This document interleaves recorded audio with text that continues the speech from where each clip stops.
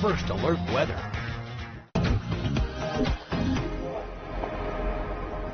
I sat down with the founder of the Charleston School of Protocol and Etiquette to talk about the value of refining your social skills to achieve true success. Check it out.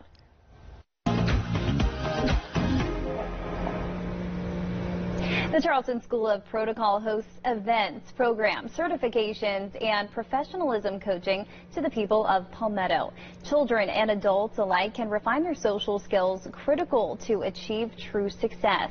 I am joined today by national etiquette expert and founder of the Charleston School of Protocol, Cindy Grosso. Welcome, Cindy. Thank you for being here. Absolutely. Thank you. Thanks for having me. Of course. So let's start with the basics. What is etiquette, and is etiquette outdated? Right. You know, it's manners, etiquette, and protocol, and they're actually three different things. Manners are the what to do. So if I walk into a room, I know that I probably have to shake someone's hand, or I probably have to introduce myself and maybe others, or I probably have to dine properly at a business function. So manners are the what. Etiquette is the how. I know that I have to shake hands, but actually, how do I do that? Or I know that I have to introduce myself, but how do I do it? And same thing with dining. I know that I have to dine properly at this table, but how do I do it? And then protocol is when. I know I have to shake hands, know how to shake hands, that's etiquette, and then protocol is when do I do it? So it's the same thing. It's when, how, and what, basically, are the three things. And I find that most people are pretty good with, they know what to do, but sometimes they don't know how to do it. And that's really what etiquette is. And etiquette, sometimes people think that etiquette is stuffy or stodgy or outdated. But really, the number one suggestion of etiquette is you never embarrass anyone. And there's really nothing stuffy, stodgy, outdated, or uppity about that. It is really about grace and graciousness. And manners, etiquette, and protocol are really a matter of the heart.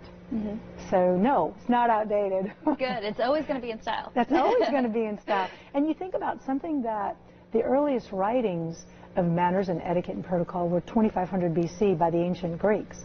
So you have to think something that's been around for that long, there's probably a good reason for it. Because you really can't have civilization without civility. You can't do it.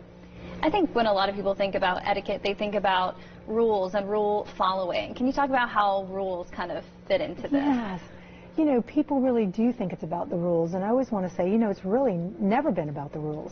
It's always been about the relationship. And really all I talk about in everything that I do really is relationship and confidence, basically, because if you walk into a room, and going back to manners, etiquette, and protocol, if you know what to do, how to do it, and when to do it, in any situation, in any room in the world, quite frankly, that's confidence.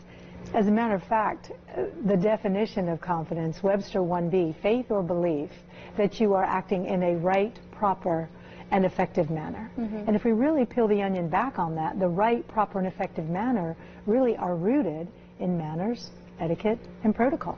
So all of a sudden we start to understand it's not about the rules, it's about me having confidence in my life. And it's the basis of confidence for children. When we teach it to children, it's the basis of confidence in their life. So it's so important. It's not about trouble, you know, or they're getting in trouble. They think, oh no, I've got mom send me to manners class because I'm in trouble. No, it's the basis of confidence for them. A lot of what you do is helping people become their most successful, confident self. So let's talk about the need for etiquette here and why people need to know this etiquette. Absolutely. I think one thing that people don't really understand is that professionalism is really rooted in etiquette. It's really understanding how to do things, again, what, how, and when. And so really for you to be professional, and that's my whole tag is promoting professionalism. And it's after COVID, after we've seen people returning back to the workforce, there's been this new turn that's just now happening that companies, because for a while, I was thinking, okay, does anybody really care about etiquette anymore? Because we were all at home, now that people are coming back into the workforce, there's now this big turn, this big surge in having people social skills, having them interact with people, interpersonal skills. And that's really what we talk about and what we teach. So again, it's not really about the technical knowledge. We know from studies that technical is about 15% of your success. You have to know what you're doing, but that's baseline. The 85% of where your success is coming from is really your interpersonal skills, or what I term polish. So it's kind of your treasure map, right, to success. And that's really huge for people. Yeah, and my last question to you, with everything going on in the world right now, everything that you see, yes. What is your #1 etiquette tip right now that you think we could all benefit from? Yes.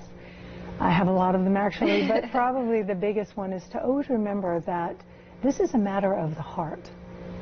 And you know, yes, what I talk about is logical, but it's really a matter of the heart. And so today there's a lot of shifting sand. We don't always know. I mean, do I say Merry Christmas? Is it Happy Holidays? I mean, what do we say anymore? And so, but that shifting sand is always to remember that the intent, maybe you don't do everything perfectly, but again, never to embarrass anyone. It's one of the biggest ones, because today that's pretty easy to do. And just kind of understand that maybe I'm not doing it right, but my heart is right. So you have to kind of, you know, kind of maneuver a little bit on that shifting sand, and knowing that your intent is good, that you weren't trying to embarrass anyone, that you weren't trying to harm someone. And that's probably the biggest guideline right now, because things are shifting, things are changing. But respect and value, right, is extremely important, right? The #1 thing that we look for in human beings behind food and shelter is the need to be important and the need to be valued. And so these things are matter of the heart. I love that. Cindy Grosso, Charleston School of Protocol, thank you so much for being here. Thank you for having me. Thank you. Well, S. Hawk, thank you for tuning in and sending us this beautiful